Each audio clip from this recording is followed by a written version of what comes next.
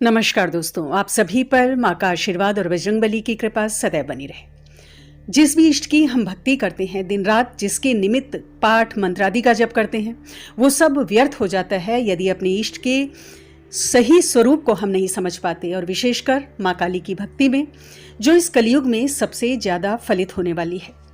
यदि माँ के वास्तविक स्वरूप को समझे बिना हम उनकी भक्ति करते हैं तो ऐसी भक्ति व्यर्थ हो जाती है और कहना चाहिए कि माँ ऐसी भक्ति को स्वीकार नहीं करती।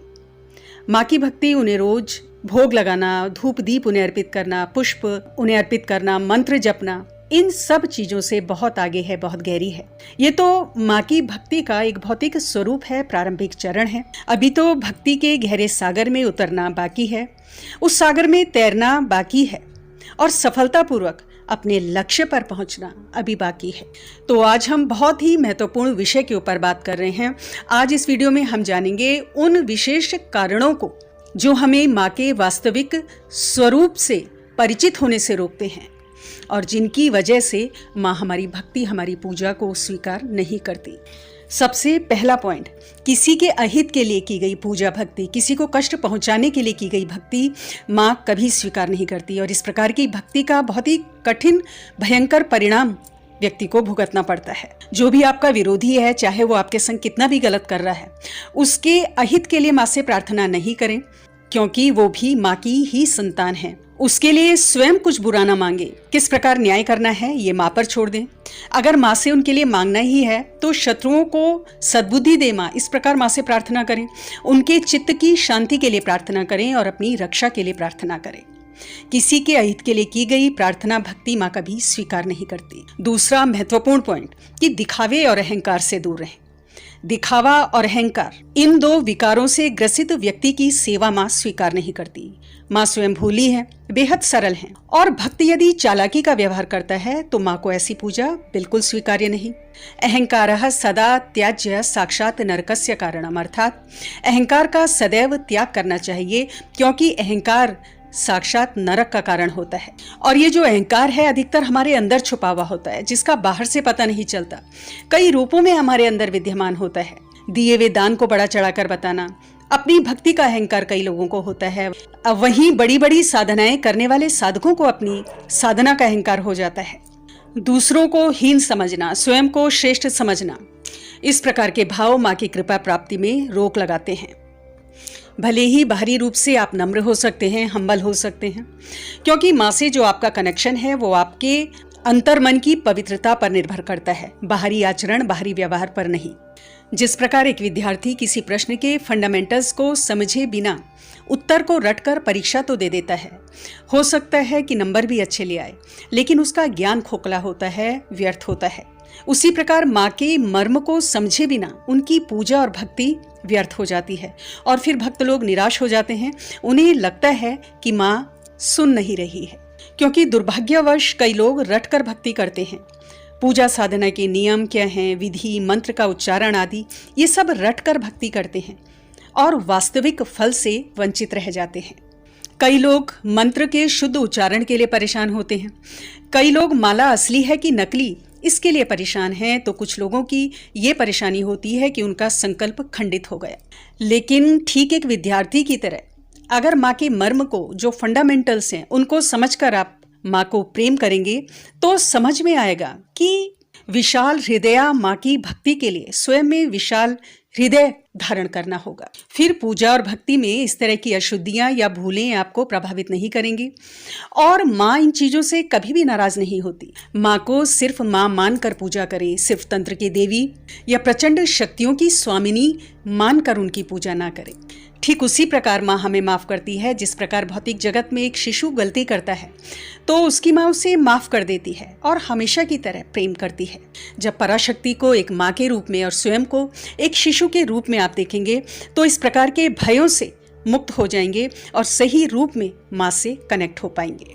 अगला बेहद महत्वपूर्ण पॉइंट, जिसका यदि पालन नहीं किया गया तो माँ हमारी पूजा को कभी स्वीकार नहीं करती, और वो है कि अपने जन्म देने वाले माता पिता का सम्मान करना, उनके प्रति अपने कर्तव्यों का, अपने उत्तरदायित्वों का बोध होना और उन्हें निभाना। आप माँ के मंदिर में जाकर माँ को कितने ही आप भेंट अर्पित कर दो, महंगी से महंगी भेंट, वस्तुएं, वस्त्र आदि, आभूषण आदि उन्हें अर्पित कर दो, कितना ही आप दिखावा कर दो, लेकिन यदि अपनी जन्म देने वाली माँ के प्रति आप सम्मान नहीं महसूस करते, अपने जन्म देने वाले पिता के प्रति यदि आपके मन में आदर नहीं है, तो माँ ऐसी भक्ति को कभी स्वीकार नहीं करती।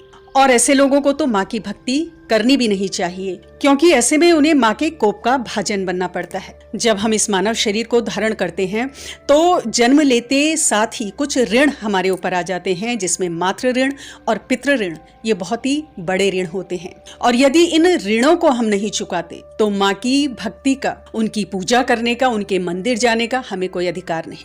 जो लोग अपने माता पिता का त्याग कर देते हैं, ऐसे लोगों को आगे चलकर इसका भुगतान भी करना पड़ता है और उनकी स्वयं की संतानें गलत रास्ते पर जाती है। और फिर ऐसे ही लोग माँ की पूजा आदि करके उन्हें बड़े बड़े महंगी भेंट देकर ये शिकायत करते हैं कि माँ हमारी सुनती नहीं।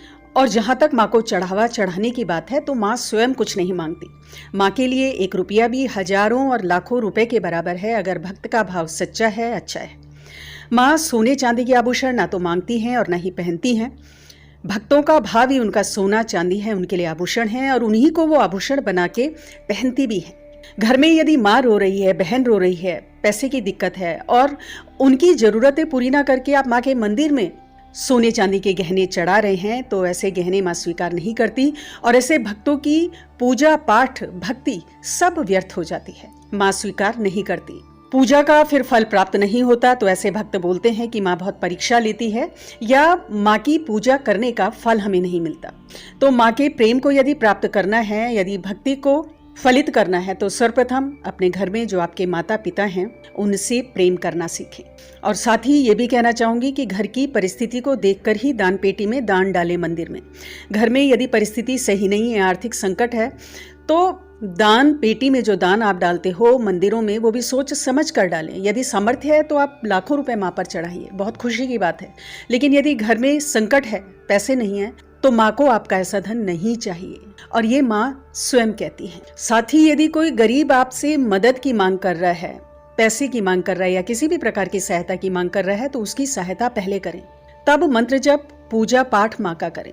क्योंकि यदि सामर्थ्यवान होते हुए भी आप किसी ऐसी व्यक्ति की मदद नहीं करते जो आपका मुंह देख रहा है, जिसकी आप मदद कर सकते हो, और फिर माँ की पूजा करते हैं, आप मंत्रों का जप करते हैं, बड़ी बड़ी साधनाएं करते हैं, तो ऐसी साधना भी फलित नहीं होती। कुछ समय के लिए तो फलित हो जाएगी ऐसी पूजा साधना, लेकिन आगे चलकर ये सब व्यर्थ हो जाता है।